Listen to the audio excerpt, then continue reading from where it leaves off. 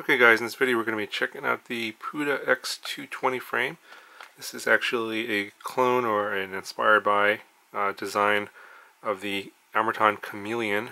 I'm not exactly sure how close to the original it is. It might be pretty close.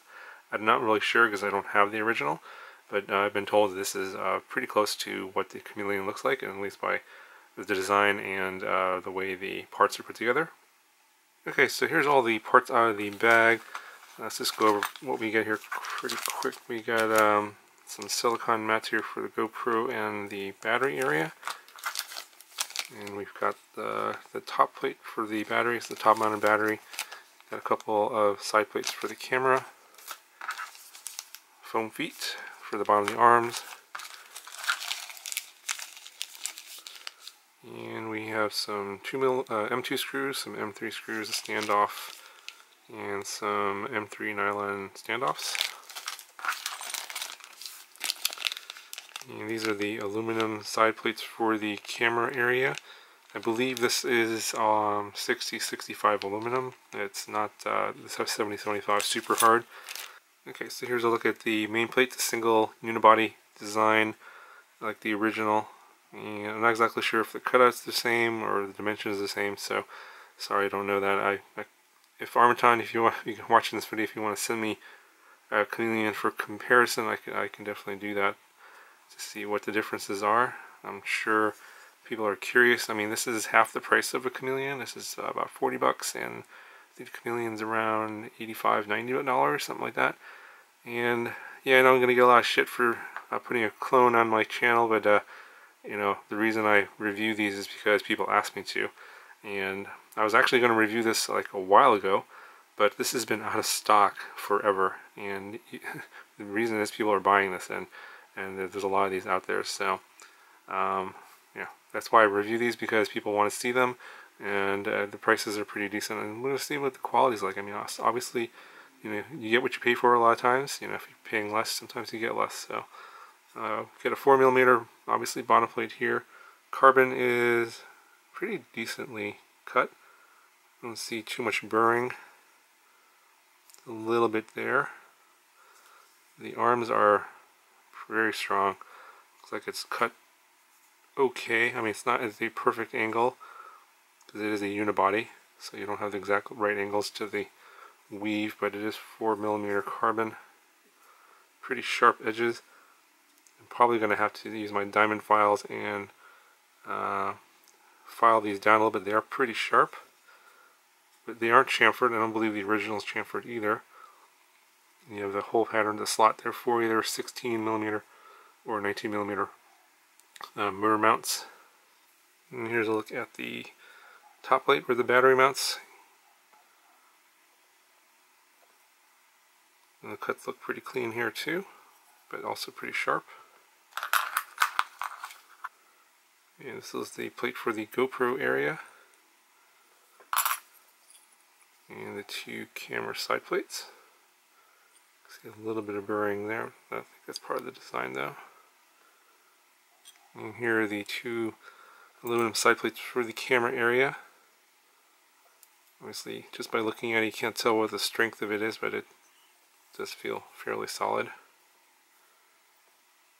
Yeah, I think this is a piece for the back, SMA hole there, maybe the battery lead comes out here perhaps, and then this looks like the camera mounting mechanism. Okay, so I'm just going to go ahead and quickly put this together, and then we'll see what the frame looks like, and we'll get some measurements. Okay, so here's the frame all assembled. It went together fairly straightforward. It wasn't too difficult. A couple things to note. There's these M2 screws that go through the top plate and the bottom plate that go into the aluminum side plates. You're going to want to make sure that these holes here, on the bottom especially, are lined up correctly. It was fairly challenging getting this aluminum plate to notch into this main plate here, because I believe the original design was for 4mm, and this arm, this bottom plate, is actually quite a bit bigger. You know, it comes in at 4.5mm. So yeah, I think that's probably one of the problems here with this sort of setup, is when this goes into the main plate here, this spreads out, And so you got to make sure that you're not stripping these screws out or stripping the aluminum out with these screws, because it's coming in at an angle, so be careful of that. I would recommend putting in this end screw in just a little bit, and then tighten it up, and then put this other screw in and tighten it up a little bit to bring this closer, a little bit at a time. Just kind of take your time and don't force it, because I think this aluminum is kind of soft. So anywhere that you put these screws into the aluminum here, if you feel resistance, I would recommend backing it out and trying again, lining up better, because if you strip the aluminum out, then the screw will lose strength. So just be aware of that. I didn't strip out anything because I did kind of take my time and was very careful to make sure everything was lined up. So just if you do that, you should be okay and not strip out anything. Now the rest of the screws here are M3 screws, and I believe that all of these screws that I used were the same length. Also getting this standoff in here was a bit challenging as well. You got to make sure these two side plates are spread apart enough so you can get that in there, and then get these two screws in here as well.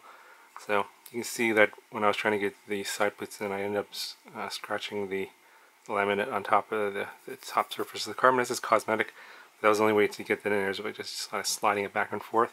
It was somewhat challenging, but I think now that it's in there, it should hold up pretty well in any type of crash. I don't think that's going to come out, but the fact that you're using I think four on the bottom and 4 M2 screws on the top, I believe the original design is also using that as well. So I'm not sure that using an M3 screw would help much there. You'd have to increase the width of this aluminum side plate, which is probably not going to make it look that good. Okay, so get some measurements here. The motor to motor distance is 220 millimeters. The side to side distance coming in at about 173 millimeters. The front to back distance is coming in at 135 millimeters. So it's a classic H-style frame. You got your arms wider apart and closer together front to back. It's definitely going to be good for freestyle. Okay, so this is the bare weight of the frame without any electronics, and coming in at about 122 grams. So not sure what the original weighs, but I imagine it's probably fairly similar. Yeah, okay, so that's going to do for this frame review. I think overall this frame looks pretty good. I think it was a pretty good value for $40. Now, in terms of overall strength, durability, and crashes, that kind of thing, I can't really talk to that. I think that it does feel very strong in terms of the arms not breaking off. Obviously, any type of really hard crash, anything's possible, but I think it should hold up pretty well in most cases, hitting trees, that kind of stuff, branches, and some pretty hard crashes into like dirt and stuff like that should be fine. Of course, I am going to build this out, and we'll find out down the road how it does hold up. Actually, I'm going to probably put some pretty good electronics into this one, because I want to make this into a nice freestyle rig, and I'll probably fly this one along with the flow rider that I've been from Pyroflip that I've been flying around lately. But yeah, so it's pretty nice because I can put a GoPro on here. Pretty good value at $40 compared to 80 plus for the original. So if you're into saving a little money, or you can't afford the original, this is not a bad option. But if you can afford the original, I definitely would encourage you to check out the original and support the designers of the frame if you can. Anyway guys, that's going to do it for this video. If you have any questions, let me know, and I'll talk to you guys in the next one.